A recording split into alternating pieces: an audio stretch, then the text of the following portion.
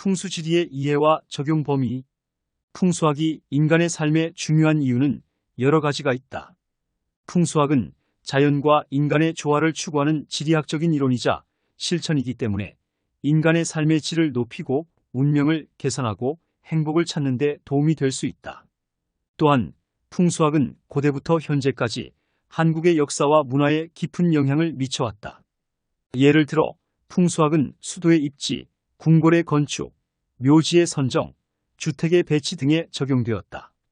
한편 풍수학은 또한 인간의 건강, 재물, 사랑, 교육, 직업 등에 관한 조언을 제공하는 신비주의적인 측면도 가지고 있다. 풍수학은 수학, 물리학, 화학, 천문학, 생물학 등과 같은 다양한 학문 분야와 관련이 있으며 인간의 삶과 자연의 법칙을 연결하는 다리 역할을 한다. 풍수학은 인간의 삶의 의미와 목적을 탐구하는 철학적인 측면도 갖고 있다. 게다가 풍수학은 인간이 신의 피조물로 창조되었으며 신의 영광을 찬양하고 신이 베풀어주는 구원을 통해 영원히 사는 것이 삶의 목적이라고 주장하는 종교적인 견해와는 다르다. 왜냐하면 풍수학은 인간이 자연의 일부로 존재하며 자연과 조화롭게 살아가는 것이 삶의 의미와 가치를 찾는 방법이기 때문이다. 따라서 풍수학은 인간의 삶에 대한 다양한 관점과 해답을 제시하는 학문이라고 할 수 있다. 명당이란 풍수학에서 좋은 행운과 기운을 끌어들이는 땅을 말합니다. 풍수학은 자연과 인간의 조화를 이루기 위한 고대의 지혜로 집이나 묘지의 위치, 방향, 모양 등을 고려하여 운명을 개선하려는 학문이다. 명당은 뒤에 높은 산이 있고 앞은 탁 트인 곳이며 좌우에는 낮은 산이 있고 앞에는 물이 흐르는 곳이라고 설명할 수 있다. 이런 곳은 자연의 기운이 잘 모이고 사람들의 건강과 행복을 증진시킬 수 있다. 하지만 동양의 큰 부자들이 이미 이런 명당을 모두 소유하고 사용하고 있는 것으로 알려져 있다. 그렇기 때문에 보통인들이 명당을 찾아서 소유하는 것은 어렵다고 볼 수 있다. 예를 들어 서울의 명당으로 알려진 장충동, 청계천, 북악산 등의 지역은 이미 부유한 사람들이 많이 거주하고 있다. 또한 명당을 찾기 위해서는 풍수학의 전문가의 도움이 필요한 경우가 많습니다. 풍수학은 복잡하고 어려운 원리가 있기 때문에 일반 사람들이 쉽게 이해하고 적용하기 어렵다. 그렇다고 해서 풍수학을 완전히 무시할 수는 없습니다. 풍수학의 기초만 이해를 하여도 명당을 갖지는 못하지만 최소한 흉터를 피해갈 수 있기 때문이다. 흉터란 풍수학에서 나쁜 기운을 불러오는 땅을 말한다. 흉터는 뒤에 산이 없거나 앞이 막힌 곳이거나 좌우에 산이 없거나 앞에 물이 없는 곳이라고 설명할 수 있다.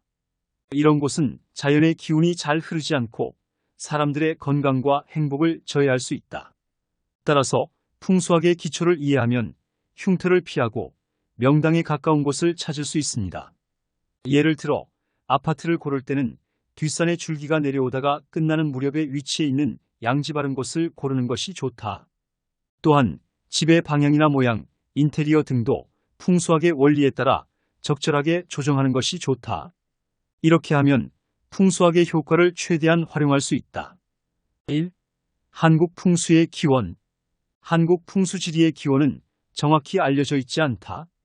고려 이후로 널리 퍼진 설화에 따르면 우리나라의 풍수는 통일신라 말의 승려 도선 827년부터 898년에서 비롯되었는데 그가 당나라에 유학할 때 당시의 유명한 술사인 일행 683년부터 727년에게서 풍수지리를 배웠다는 것이다. 풍수의 대표적인 현자로 도선은 고려시대의 풍수가였다. 도선은 땅의 성정을 오행으로 판단하여 주인의 명궁에 부합되고 주인이 사는 집을 대수에 맞도록 칸수도 정하고 태어나는 인물에도 땅의 무령적 성정을 담아서 이름을 짓는 전통 풍수사상을 가지고 있다. 도선은 왕건의 아버지 왕룡의 집터를 잡아주었으며 이후 나라를 개국할 역량이 있는 아들이 태어날 것을 예언하고 이름을 미리 지어주었다. 그 후 도선은 다시 송악을 방문하여 왕건을 만나서 천문지리와 군사학을 지도하였단다. 도선의 풍수학을 그림으로 표현한 것. 천은 가장 큰 파란색 원으로 태극 문양을 가지고 있다. 지는 중간 크기의 노란색 원으로 정사각형을 가지고 있다. 이는 가장 작은 빨간색 원으로 사람 모양을 가지고 있다. 천은 지와 인을 포함하고 있으며 지는 인을 포함하고 있다. 도선 국사 비문은 고려 의종 4년 1150년 최유청이 편찬한 백계산 옥룡사 증시성각 국사 비명병서이라는 문서이다. 이 문서는 도선 국사의 생애와 업적을 기록하고 있다. 도선 국사 비문에는 도선이 풍수를 접하게 되는 과정도 기록되어 있다. 도선의 전통 풍수 사상은 지형지물과 자연환경 등을 고려하여 집을 지으며 그 집에 살 사람들의 운세와 이름까지 고려하였다 한다. 2. 한국 풍수와 중국 풍수의 차이점. 한국 풍수지리는 중국 풍수술과 사상에 막대한 영향을 받았다. 그러나 중국 풍수가 우리나라에 들어오기 전에 우리나라에서 풍수술과 사상이라 할 만한 것이 자생했고 그것이 중국 풍수와 결합해 현재의 한국 풍수를 이루었다는 자생풍수론도 있다. 그러나 한국과 중국의 풍수는 서로 다른 문화적 배경에서 발전해왔기 때문에 차이가 있다. 중국의 경우 풍수는 자연과 인간의 상호작용을 중심으로 한 철학적인 개념으로서 자연의 에너지를 조화롭게 이용하여 인간의 삶을 개선하려는 목적이 있다. 반면에 한국의 풍수는 주로 지리적인 요소와 관련이 있으며 지형지물과 건축물의 위치 등이 중요한 역할을 한다. 한국의 풍수 전설은 다양하다. 예를 들어 논산시에서 전해 내려오는 설화들은 풍수 관련 전설이 많다. 또한 한국의 풍수론은 중국의 풍수론을 도입해 정착되었으며 신라와 고려 시대에는 형세론과 풍수도참설이 있었다. 이와 같은 전설들은 한국의 역사와 문화를 이해하는 데 도움이 된다. 여기서 형세론은 풍수지리에서 산의 능선산맥을 용이라고 하며 용은 그 변화가 무궁하여 바람과 구름과 비를 일으키며 높이 솟아 하늘을 날거나 또는 연못이나 바닷속에 잠복하여 있다가 갑자기 나타나기도 하는 천태만상이다. 형세론은 풍수지리에서 산의 형태와 위치, 지형 등을 고려하여 그 지역의 운세를 판단하는 방법이다. 또한 풍수도참설은 풍수지리에서 산의 형태와 위치, 지형 등을 고려하여 그 지역의 운세를 판단하는 방법이다. 이는 풍수지리에서 산의 능선산맥을 용이라고 하며 용은 그 변화가 무궁하여 바람과 구름과 비를 일으키며 높이 솟아 하늘을 날거나 또는 연못이나 바다 속에 잠복하여 있다가 갑자기 나타나기도 하는 천태만상이다. 한국에서는 풍수가 건축물의 위치와 방향, 인테리어 등에 영향을 미치는 것으로 알려져 있다. 예를 들어 경복궁은 북쪽으로 산을 둘러싸고 있어서 바람이 많이 불어 들어오는 곳에 위치하고 있다. 또한 한옥의 경우 지역적 특성에 따라 다른 풍수적 요소를 가지고 있다. 예를 들어 전라도의 한옥은 지붕이 낮고 넓은 대청마루가 있는 반면 경상도의 한옥은 지붕이 높고 작은 대청마루가 있는 것이 특징이다. 명당은 풍수지리에서 중요한 개념으로 좌청룡, 우백호, 주산을 각각 자세히 설명하면 다음과 같다. 좌청룡은 나무산을 뜻하며 우백호는 바위산을 뜻한다. 명당은 이 둘로 개념 지워진 산줄기로 둘러싸여 있으며 그 사이로 하천이 흐르는 배산 임수의 여건을 갖춘 곳이라고 한다. 주산은 명당의 중심에 위치한 산으로 명당의 기운을 이끌어내는 역할을 한다. 여기서 배산 임수는 산을 등지고 물을 내려다보는 지세를 의미한다. 배산 임수한다는 것은 마을이나 건물이 들어선 터가 그러하다는 뜻이지만 그러한 터에 살거나 생활하는 사람도 배산 임수하게 된다. 배산 임수의 지형은 지대가 높기 때문에 비가 오면 물이 하천 방향으로 흐르게 된다. 한국에는 배산 임수 지역으로 유명한 곳이 많다. 대표적으로 경주의 첨성대, 서울의 봉은사, 부산의 해운대, 강릉의 경포해변, 춘천 소양강 박사마을 등이 있다. 박사마을은 강원도 춘천시 서면에 있는 농촌마을로 전국에서 가장 많은 박사를 배출한 곳으로 유명합니다.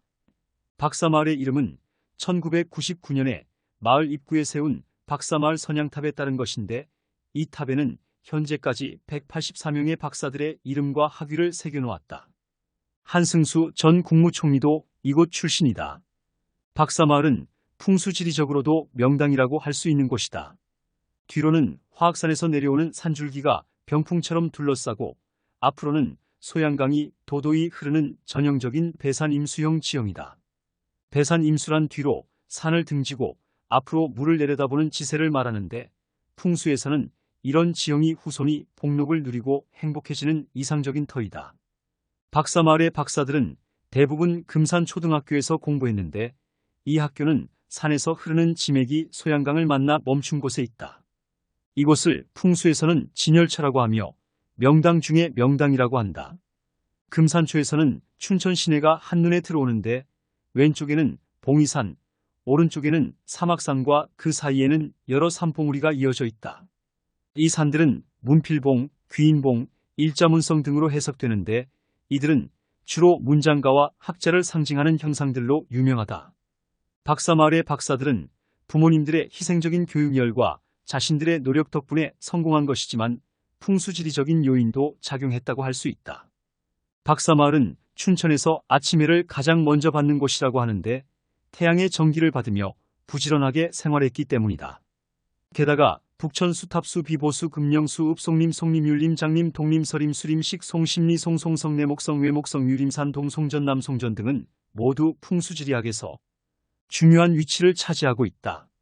이들 지명은 각각의 지형적 특징과 역사적 배경 등에 따라 이름이 붙여졌다. 부연 설명하면 북천수는 경상북도 포항시 북송면 북송리에 위치한 숲으로 천년기념물 제13호로 지정되어 있다. 탑수는 경상북도 포항시 북구 죽도동에 위치한 산으로 해발 200m 정도의 높이를 가지고 있다. 비보수는 경상북도 포항시 북구 죽도동에 위치한 산으로 해발 200m 정도의 높이를 가지고 있다. 금령수는 경상북도 포항시 북구 죽도동에 위치한 산으로 해발 200m 정도의 높이를 가지고 있다.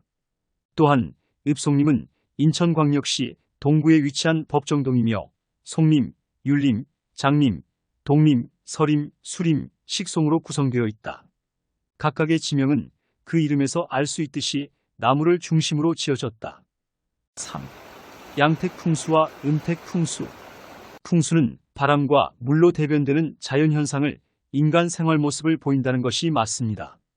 양택풍수와 음택풍수는 용혈사수양을 살피는데 전혀 다르지 않다. 단지 보국의 차이만이 있을 뿐 속으로 끌어들여 그 편리성을 추구함으로써 터를 선정하는 과정에서 약간은 다른 생활 속에 깊숙이 자리하고 있다. 양택지는 주로 넓은 평지를 선호하는 반면에 죽은 후에는 음택지를 선호한다. 이러한 모습으로 각각의 영역을 형성하고 있다. 음택풍수는 죽은 자를 위한 무덤으로 죽은 자를 좋은 곳에 묻음으로써 후손에게 좋은 영향을 해보고자 한다는 것이 맞다. 이러한 풍수서는 주로 중국의 풍수서를 중심으로 살펴보았다. 양택풍수와 음택풍수의 역사와 풍수서, 기가묵론과 효사상의 바탕을 둔 음택풍수는 많은 부작용을 양산하게 되었고 혹세무민하는 사술로 매도되고 말았다. 이에 대해 최창조는 풍수를 흠정고금도서 집성에 수록되어 있는 택경과 양택십서, 황제택경 등은 양택풍수서다고 판하였다. 이를 통해 당시의 사고 속에서는 동기가묵론을 고찰하고 음택풍수를 보다 중요하게 인식하였음을 짐작케 한다. 최창조는 풍수를 흠정고금도서 집성에 수록되어 있는 택경과 양택십서, 황제택경을 설명한 책을 썼다.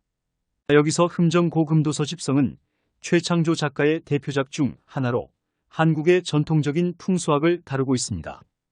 이 책은 한국의 풍수학을 다루는 책으로서 한국의 전통적인 풍수학에 대한 이해를 높이는 데 도움이 됩니다.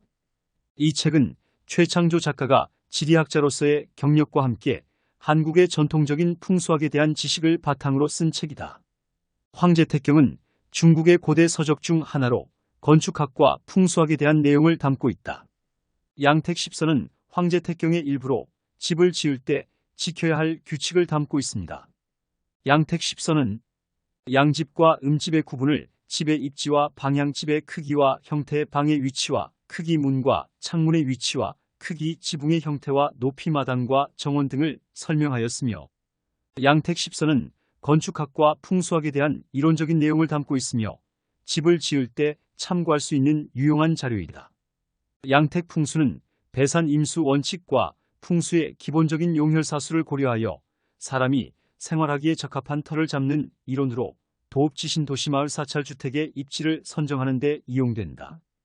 양택 풍수는 음택 풍수와 달리 보다 넓은 보국을 가리며 사람의 거주지가 특정한 지세를 고려하여 선정된다.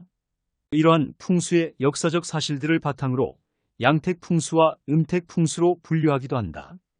양택 풍수는 조선 초기에는 양택과 양기로 세분하기도 하지만 그와 같은 구분을 하지 않고 양택이란 용어를 사용하였다. 양택 풍수에서 길을 나누는 방법과 명칭은 다양한다. 그 가운데 팔택파들이 많이 사용하는 것들 가운데 하나가 양택 5가지 택기이다. 여기서 양택 풍수에서 용은 산의 높이와 크기를 의미하며 혈은 산의 기운이 흐르는 곳을 의미한다. 산은 산의 모양을 의미하며 수는 산의 물이 흐르는 방향을 의미한다.